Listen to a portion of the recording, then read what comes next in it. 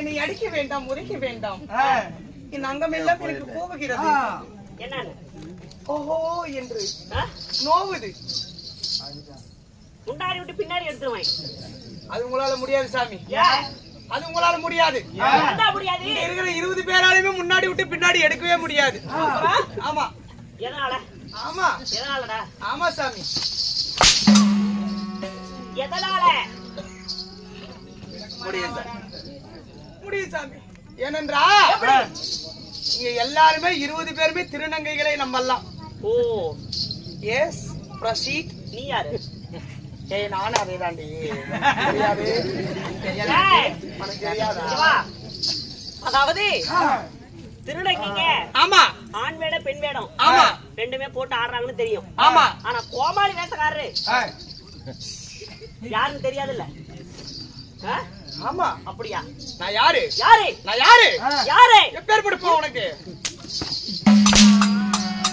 ஏய் நோவுதுடி, அடிக்காத. I know. என்னடி வா? மகாராஜா மகாராஜா. ஏய் மகாராஜா. என்னடா? அதேதான் நானும். திருநங்கைகள் தான் நானும். ஓஹோ சரி இருந்தாலும் இருந்துட்டாலும் சீராக எதிர்க்க தெய்வீக சபை சபை முன்பதாக மாற்றவனாகிய பெரியவர்களும் மதிப்பிற்கும் மரியாதைக்கும் உரிய நமதருமை தாய்மார்கள். நமதருமை தாய்மார்களும் தாய்மார்களும் தாய்மார்கள். ஏய் அது தாய் குலமடா. தாய்மாதர்களும் தாய் குலங்களும் பள்ளி கல்லூரி செல்லக்கூடிய மாணவ மாணவிகளும் மாணவ மாணவி மாணவர் அமர்ந்து கொண்டிருக்கிறார்கள். அந்த ஆயாவும் அந்த தாத்தா வந்து இதுக்கு மேல பள்ளிக்கூடம் போறாங்களா? ஏண்டா என்ன ஊமைய சொல்றா? மகாராஜா. ஏண்டா என்ன பாட்டு? என்ன மகாராஜா? என்ன மகாராஜா? சரி மகாராஜா.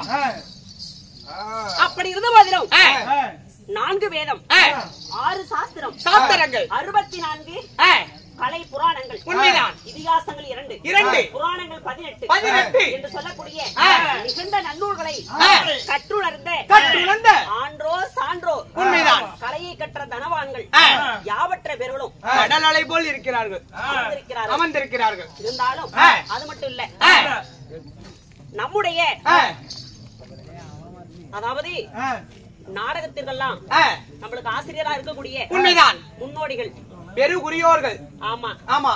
எங்க அஸ்னாபுரத்தில் அமர்ந்திருக்கக்கூடிய குரு பெரியோர்களுடைய மாதிரி உண்மைதான். இந்த சபையில அமர்ந்திருக்கக்கூடிய நம்முடைய அதாவது வாத்தியார்கள் அனைவற்ற பேர்களுக்கும் அது மட்டும் இல்ல, நம்முடைய திருநங்கைகள் நாடக குழுவின் சார்பாக வந்திருக்கக்கூடிய அனைத்து நல்ல உள்ளங்களுக்கும் மனமார்ந்த நன்றி, மனம் கழிந்த வணக்கம்.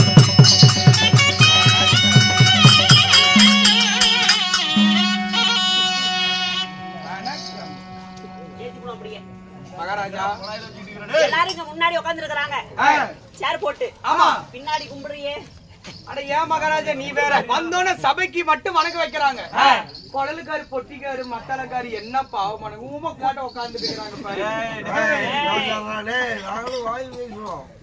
அவங்களும் உட்கார்ந்து இருக்கிறாங்க. அவங்களுக்கு ஒரு வணக்கம். அப்படியா? ஆமா. சரி இருந்தாலும் நம்முடைய பேரை சொல்வதற்கு வயதில்லை. ஆமா ஆமா. நம்முடைய நாடகத்தை காண வந்திருக்கக்கூடிய நம்முடைய ஆயாகள் ஆமா எங்க டெல்லி அதாவது பம்பாய் பூனா ஆமா என்று சொல்லக்கூடிய அப்பேற்பட்ட ஊர்ல இருந்து நம்முடைய நாடகத்திற்காக வருகை தந்திருக்கூடிய ஆமா நம்முடைய பெரியோர்களுக்கும் நம்முடைய நாடகத்தை ஏற்பாடு செய்த அதாவது கோவிலுக்கு சேர்ந்த முக்கிய அங்கஸ்னர்களும் நம்முடைய மதிப்பிற்கு மரியாதைக்குரிய ஆயாவா விளங்கக்கூடிய நம்முடைய தேவி ஆயா அவர்களுக்கும் நம்மளுக்காக 50 100 500 என்று வாங்கித்தன 500 ரூபா சில்லறை அப்படி நோட்டு குத்தி இருக்கிறாங்க. 50 100 என்னடா தேடி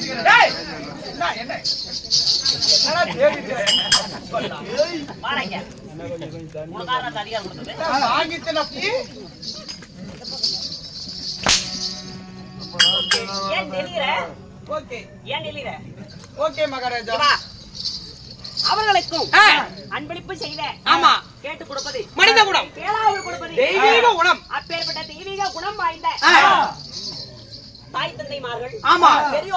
பெரியோர்கள் அன்பளிப்பு செய்த ஆமா. நன்றி கிடந்த வணக்கம். வணக்கம். ஆனாலும் அம்மா அடி பஸ்டா போச்சு. ஏய் இருந்தாலும் இன்று வைத்திருக்கூடிய நாடகம் அதேதான்.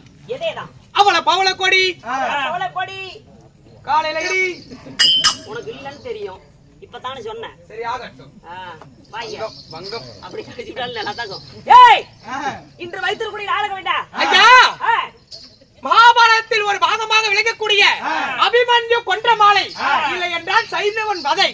இந்த நாடகத்தில் நீங்க யாரு? உங்களுடைய உங்க அப்பா பேர் என்ன? என்ன கையை காட்டுற?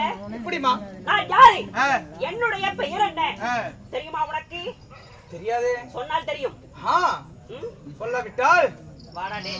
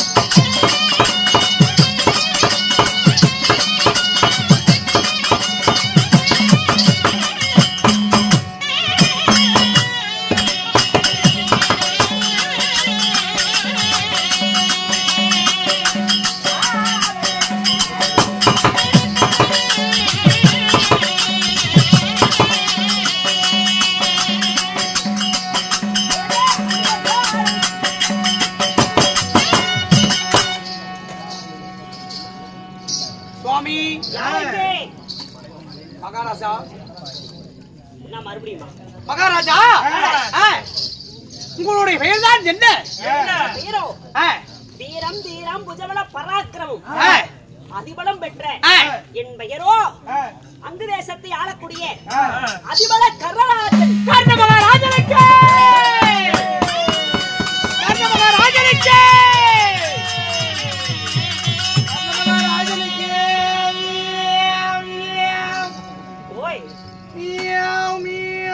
தீர்ப்பு மகாராஜா. தீர்ப்பா என்ன தாளம்? கலந்த காமோதரி ராகம். கலந்த காமோதரி ராகம். அப்படி நான் கர்ணராஜனாக இருந்தாலும் அம்மா அடியே, அதாவது இந்த கர்ணராஜனை பெற்றெடுத்த இந்த கடல் சூழ்நிலைய பூவுலகிலே வாடா மகனே, இளவரசா, கற்கண்டே தேனே, சல்தல்லே தேனம்கே அப்படி என்று என்னை வாரி வளர முத்தமிட்டு என்னை பாங்குடன் வளர்த்த என் தாய் தந்தை யாரு? யாரு? உங்க அம்மா யாருங்க? அடிக்கிற வாசகர் பின்னாடி வருவாங்க.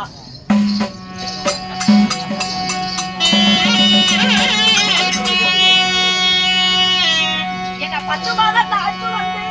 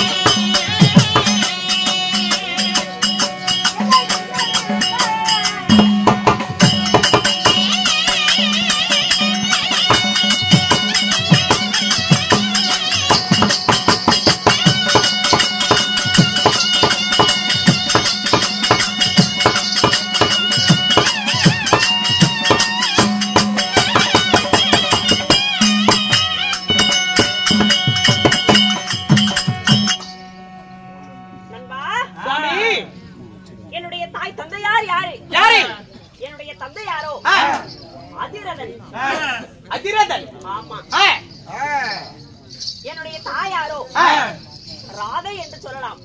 ஓ, அதிரத மன்னனுக்கும் ராதை அம்மையாருக்கும் நீங்க கொண்டு விடுவா நண்பா. சுவாமி, என்னை பெற்றெடுத்த என் தந்தையார் யாரு? யாரு? என் தாயார் யாரு? யாரு? இவர்கள் யார் தெரியுமா? யாரு? அதிரதனும் ராதை அம்மையாரும் என்னை எதிர்த்து வளர்த்து வாலிபம் செய்தவர்கள். ஓ, வளர்ப்பு தாயார், வளர்ப்பு தந்தையார். அப்படி இருந்த போதிலும் என்னுடைய தந்தையார் யாரு? யாரு? அஸ்னாபுரத்தை ஆளக்கூடிய மாமன்னர் பேரரசர் திருதராசனுடைய தேரோட்டி. அப்படியா? அப்படி தேரோட்டியாக இருந்தவர். அவரும் என்னுடைய தாயாகப்பட்ட ராதையும் ஒரு நாள் ஒரு தினத்துல ஆத்தங்கரைக்கு சென்றவுடன் அந்த ஆத்தங்கரையை ஓரமாக ஆற்றங்கரையில் இருந்து அக்கறைக்கு இருந்த பெட்டியானது இக்கரைக்கு வந்தது. உண்மைதான். ஒரு தங்க பேழை. அந்த தங்க பேழையானது வருகின்ற பொழுது சரி, என்னுடைய தாய் தந்தையா அந்த பெட்டி தங்கத்தால் மெது வருகிறது.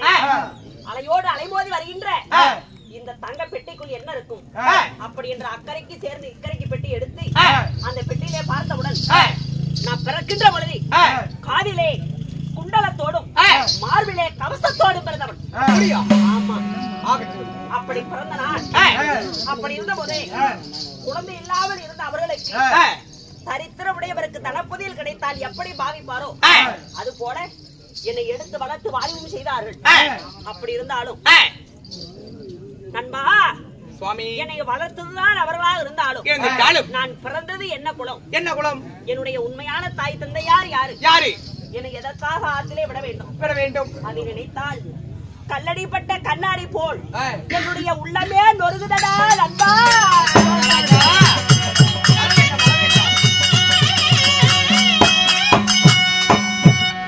என்ன தெரியுமா நடந்தது? என்ன நடந்தது?